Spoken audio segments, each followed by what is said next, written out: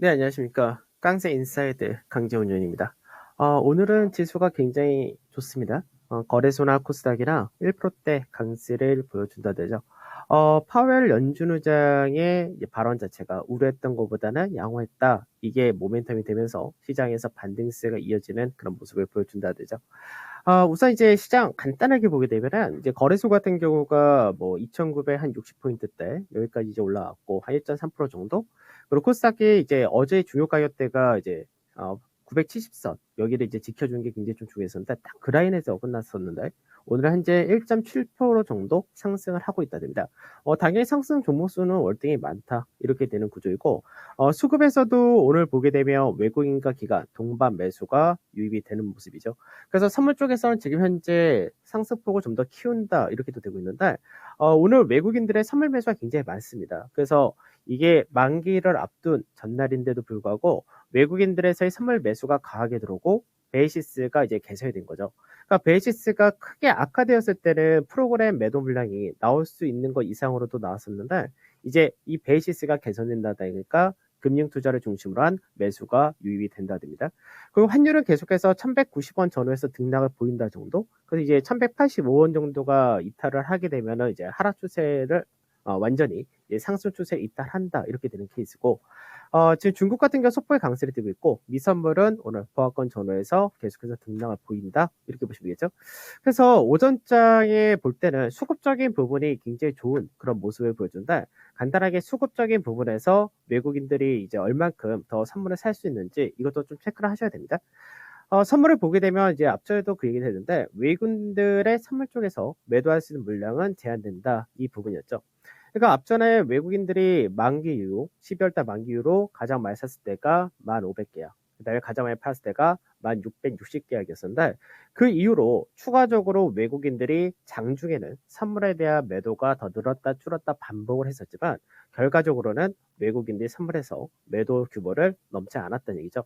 그러니까 단기적인 부분에서 외국인들의 선물 매도가 최대치가 여겼다면 실제로 외국인들이 단기적으로는 약 29,000계약 정도를 매도를 했었다는 얘기고 오늘 이제 그 물량에서의 한 절반 가까이를 매수한다가 되겠죠. 그래서 아직까지 외국인들은 매수할 수 있는 물량이 한 15,000계약 정도는 매수가 가능하다 이렇게 보는 겁니다.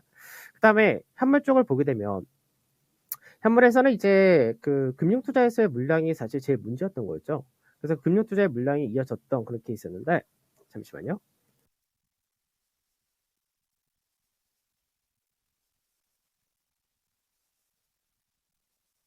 자, 계속해서 하도록 하죠.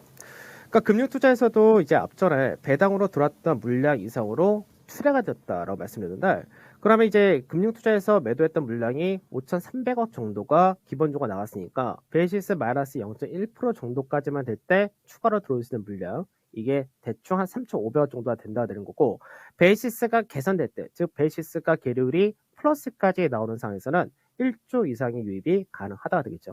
그럼 시장에서 수급적인 부분 자체가 결과적으로 외국인과 기관이 결국 거래소에 대해서는 동반 매수가 이어지는 그런 형태가 되는 것이고요.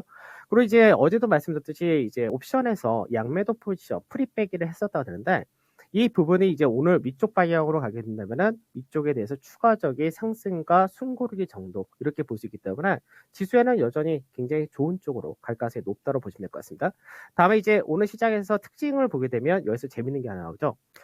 오늘 지수의 상승이라는 부분이 우선 낙폭과대주들은 당연히 반등이 나와줘야 되니까 이 부분이 인터넷 플랫폼이라든지 그 외적으로 게임이라든지 여러 가지 종목군들 반등이 나오고 있는데 여기서 이제 2차전지 셀 쪽이 굉장히 강합니다. 그래서 2차전지 셀 같은 경우는 이제 LG 에너지 솔루션 여기에 대한 기대치가 좀 상당히 높은 상태인데 여기에 대한 지분을 갖고 있는 LG 화학뿐만 아니라 3사 SDI라든지 그리고 SK 이노베이션 이쪽도 재평가 받을 수 있다는 기대감이 있고요. 그 이제 지주회사 전체적으로 강세가 나타난다 됩니다. 그래서 오늘 뭐 SK스퀘어라든지 LG 그리고 뭐 삼성물산 같은 경우도 강세 띄고 있고요. 반면에 여기서 재밌는 게 삼성전자와 하이닉스라는 반도체가 약세를 띈다는 거죠. 그러니까 이게 왜 시장에서 이렇게 나타나면 어제 같은 경우는 지수의 하락을 방어한 것이 반도체였죠. 그럼 오늘 같은 경우는 반도체가 상승을 더 나타내는 경우는 지수가 굉장히 가파르게 더 위로 갈 수밖에 없는 구조가 됩니다. 그럼 내일 만기라는 포지션을 갖고 있다는 점을 생각한다면 외국 입장에서는 이제 내일 만기는 어느 정도 수준에서 끝나거나 아니면 아예 상당히 좀 강하게 움직일 수 있는 구조를 만들었다는 얘기인데, 이렇게 될 경우는 내일 시장에서 지수가 약할 때는 삼성전자와 하이닉스 같은 반도체를 가지고 지수를 받친다는 이야기고, 지수를 내일 더 위로 끌어올린다 했을 때는 반도체가 강세를 띄우면은 지수는 강하게 움직인다, 이렇게 되는 거죠. 그 다음에 오늘 시장에서 주목했어야 될 부분은 뭐였냐면은 MSCI 코리아 인덱스와 국내 증시가 키 맞추기를 해야 된다, 이 부분입니다. 이 부분은 이제 아침 모닝쇼에서도 잠깐 말씀드리긴 했는데, MSCI 코리아 인덱스를 간단하게 보게 되면은 MSCI 코리아 인덱스는 어제 2.49%의 강세를 보이면서 결과적으로는 이제 올해 2022년 시장 들어와서 플러스 0.45%로 바뀌어 있다는 거죠. 그러면 지금 현재 환율이 크게 빠진 건 아니고 고가 대비해서 한 10원 정도 조금 넘게 빠졌다 정도가 되는 건데, 여기서 국내 증시와 키 맞추기를 하려면 MSCI 코리아 인덱스와 가장 연동이 높은 쪽이 바로 선물 지수입니다. 그러니까 선물 같은 경우가 현재는 이제 올해 시장에서 한 마이너스 0.08% 약보합 정도 돼 있으니까 여기서 이제 추가적으로 한 0.5% 정도는 올라가야 어제 MSCI 코리아 인덱스와 맞춰진다 정도, 이렇게 보시면 되겠죠. 그러니까 시장이 지금 결과적인 것만 놓고 보면은 시장에서 결국 지금은 외국인이 중심인 거고 외국인의 메커니즘에 맞춰서 국내 증시가 움직인다라고 보는 게 가장 쉽게 해석할 수 있는 부분입니다. 그리고 이제 오전장에 또 하나 주목을 해야 했었던 부분은 뭐였냐면 중국에서의 물가지수가 발표가 되었습니다. 그래서 중국에서의 물가지수에서 중요한 거는 생산자 물가지수가 중요한데, 여기서 생산자 물가지수가 꺾이는 모습이 나타난다 될 경우는 그때는 결과적으로는 시장에서 앞전에 인플레이션에 대한 우려가 굉장히 컸었던 이 부분이 완화가 된다는 거고, 국내 기업들에 대한 2022년 실적 전망을 할 때가 공교롭게도 10월달, 11월달 이 사이에 대부분 만들어졌기 때문에 그 전망치 자체가 수정될 가능성이 굉장히 높다는 얘기죠. 그래서 이 부분은 국내 기업들의 실적이라든 이쪽에 긍정적으로 작용할 가능성이 굉장히 높아야 됩니다.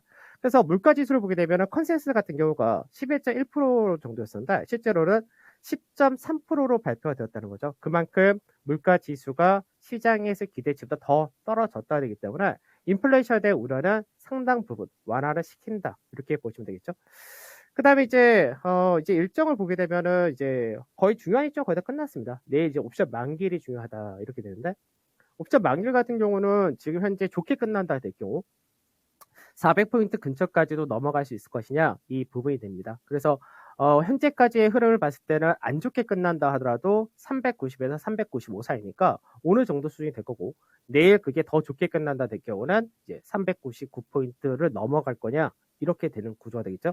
그래서 이번 주 증시 자체가 거래소 같은 경우 중립 이상이다라고 말씀드렸던 부분이, 시장에서 하단 자리 때는 어차피 2915포인트 정도까지밖에 빠질 자리가 없었던 반면에 상단 자리는 2580에서 3020까지 열려있는 그런 구조이기 때문에 이 부분이 좋은 구조인 거고, 코스닥 같은 경우는 중립인데 중요 라인 때는 이제 지지를 해줬다까지는 그 다음대로 잘 나왔다라고 보시면 될 것 같습니다. 그럼 이제 5자 우선 생각해야 될 부분은 뭐냐면 선물 지수를 기준으로 할 때는 394.25포인트, 이게 아까 이제 봤을 때 2021년에 종가 대비해서 현재는 약밥 정도 돼 있는 건데, 이 라인대를 넘어가면은 올해 시장이 플러스 된다는 이야기가 되는 거고, 395.3포인트 여기 역시도 굉장히 중요하다가 되는데, 이 가격대는 어떤 자리냐면은 전체적으로 이제 앞전부터 이어왔었던 추세 라인대를 넘어가는 자리가 됩니다. 그래서 이 추세를 넘어간다 될 경우는 시장 자체가 전체적으로 박스권의 상단 자리 돌파 가능성이 굉장히 높아진다는 이야기가 되는 거고, 이렇게 될 경우는 1월달 시장 자체가 상당히 큰 폭의 기대를 할 수 있다는 부분도 동일하다 되겠죠. 그래서 이제 어저께 말씀드렸던 부분이 실제로 선물 지수가 387.5라는 자리대를 올라타게 되면은 저점이 나온 거고, 그게 이번 주 중에 저점이고, 이번 주 중에 저점이 1월의 저점이고, 1월의 저점이 올해의 저점이다라고 말씀드렸는데, 그 부분 동일하게 생각하시고 가시면 될 것 같습니다. 그 다음에 이제 프로그램 매수도 아까도 말씀드렸듯이 들어올 수 있는 여력이 상당히 많다가 되는 거고요. 그리고 이제 환율만 1185원을 이탈하는 흐름을 확인하면은 그때는 환율이 더 떨어지는 구조되기 때문에 여기서 외국인들의 현물 매수가 더 확대될 가능성도 높다로 보시면 될 것 같습니다. 다만 이제 오늘 시장에서 딱 체크하셔야 될 것들이 있겠죠. 이제 종목별로 이제 어떻게 이 종목을 끌고 가야 되냐, 아니면 일부 팔아야 되느냐, 그 상태가 되는데, 종목별 거래량 자체가 바닥권에서 강하게 증가를 하면은 바닥이 맞고, 근데 그렇지 않고 낙폭이 큰 데 비해서 거래량 자체가 크게 증가하지 못한다면은 아직까지는 기술적 반등 이상의 관점에서 마무리하신 쪽이 좋다. 이렇게 말씀드리도록 하겠습니다. 아직까지 제가 볼 때는 나스닥 같은 경우가 한 1.5% 정도 추가적인 반등이 바로 나올 수 있는 여력이 있기 때문에 그 흐름까지는 뭐 아직까지 시간이 있으니까 좀 더 기술적 반등을 보시는 분들도 추가적인 반등 보시면서 비중 축소하고 그 다음에 중심이 되는 쪽으로 갈아타고 이 정도로 하시면 좋을 것 같습니다.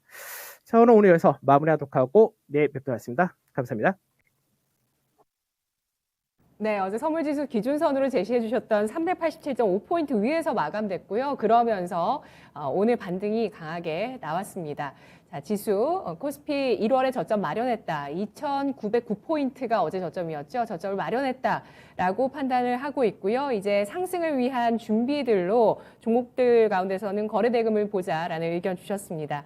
자, 이렇게 시장 중국의 PPI 발표 나왔고요. 파월 연준 의장의 발언 나왔습니다. 이러면서 긴축에 대한 우려가 좀 완화되고 인플레이션 우려도 좀 완화되는 그런 모습이고요. 또 실적 전망치 올해 반도체를 기점으로 해서 유가증권 시장 영업이익 추정치 하향세가 이제는 탈피하면서 반등하고 있다는 또 11시 구간의 언론사의 보도도 함께 되고 있는데 강재원 운용력은 미리부터 이에 대한 얘기를 계속해 왔었죠. 시장에 대한 투자 의견 참고하실 수 있는 내용들 모두 전해드렸습니다. 다만 종목의 상승과 하락을 보장하지 않는다는 점을 유의하시면서 투자하시기 바라겠습니다. 오전장 이렇게 아시아 증시 상승세와 함께 마무리를 하겠습니다. 오후장도 잘 보내세요. 고맙습니다.